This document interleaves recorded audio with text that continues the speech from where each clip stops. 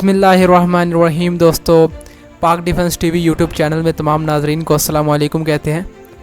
नाजरीन, आज की इस वीडियो में हम आपको बहुत ही बड़ी खबर देने जा रहे हैं। भारत में इस वक्त मीडिया में कोहराम मचा हुआ है कि ये हो क्या गया।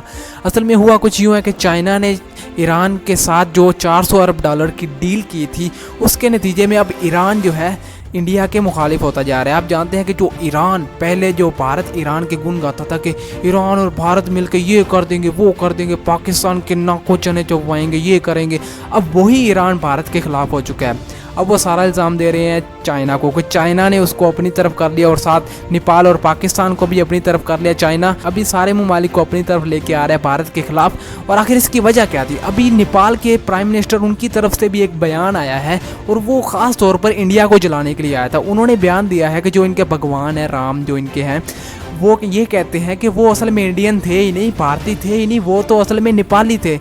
तो इससे जो इंडिया को मर्चें लगी और उनका जो मीडिया है वो बौखलाहट का शिकार था। अभी आपको क्लिप सुनवाएंगे, आप सुनेंगे तो आप खुद देख लेना कि आप किस तरह यार ये इंडिया के जो मीडिया है ये चीख रहा है। अभी चाइना, आप देखते जाइए इनके साथ करता क्या है, इनके सोच में भी नहीं है ये क्या करेगा। चीन और ईरान के बीच 400 अरब डॉलर की महाडील की सुगबुगाहट तेज हो चुकी है। इसमें कच्चे तेल की सप्लाई, हथियारों का समझौता, संचार से लेकर सड़कों और ब्रिज बनाने समेत कई करार शामिल हैं। इस डील पर मोहर लगने के बाद अमेरिका और भारत के लिए मुश्किलें बढ़ सकती हैं। चीन ईरान के बीच लॉयन ड्रैगन डील। भारत के खिलाफ ड्रैगन की बड़ी साजिश। नेपाल और पाकिस्तान के बाद ईरान पर चीन का दांव। ईरान में 400 अरब डॉलर निवेश के प्लान में जिनपिंग। ईरान को घातक हथियार बनाने में मदद करेगा चीन।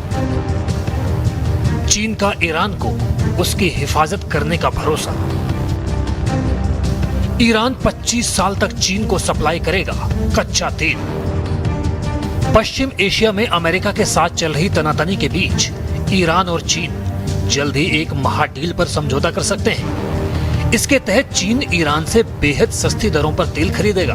वहीं इसके बदले में पेइचिंग ईरान में 400 अरब डॉलर का निवेश करने जा रहा है। यही नहीं, ड्रैगन ईरान की सुरक्षा और घातक आधुनिक हथियार देने में भी मदद करेगा।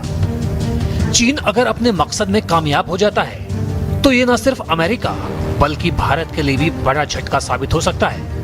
खबरों के मुताबिक ईरान और चीन के बीच 25 साल के रणनीतिक समझौते पर बातचीत पूरी हो गई है। हालांकि अभी इसे ईरान की संसद यानी मजलिस से मंजूरी नहीं मिली है। इस डील को लेकर दावा किया जा रहा है कि करार के बाद चीन बहुत कम दाम में अगले 25 साल तक ईरान से तेल खरीदेगा। इसके बदले में चीन बैंकिंग, आधारभूत ढांचे जैसे दूरसंचार, बंदरगाह, रेलवे और ट्रांसपोर्ट सेक्टर में निवेश करेगा। माना जा रहा है कि इस डील के बाद ईरान की पहुंच चीन के बायडू तक पहुंच जाएगी। यही नहीं, चीन ईरान में 5G सर्विस शुरू करने में मदद कर सकता है। चीन ईरान डील में सैन्य सहयोग जैसे हथियारों का विकास, संयुक्त ट्रेनिंग और खुफिया सूचनाओं की ट्रेनिंग भी शामिल है। चीन अगर इस इलाके में अपनी सैन्य पकड़ बना लेता है तो पश्चिम एशिया में अमेरिकी सैन्य प्रभाव पर संकट आ जाएगा।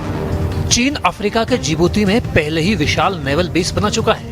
भारत ने ईरान के बंदरगाह चाबहार के विकास पर अरबों रुपए खर्च किए हैं। चीन के साथ ईरान के रिश्ते बढ़ने पर भारत को रणनीतिक और कूटनीतिक तौर पर नुकसान हो सकता है। नेपाल के प्रधानमंत्री केपी शर्मा ओली अपनी सत्ता हाथ से निकलता देख अब लगातार भारत पर निशाना साध रहे हैं। ओली ने बेहद विवादित बयान दिया है।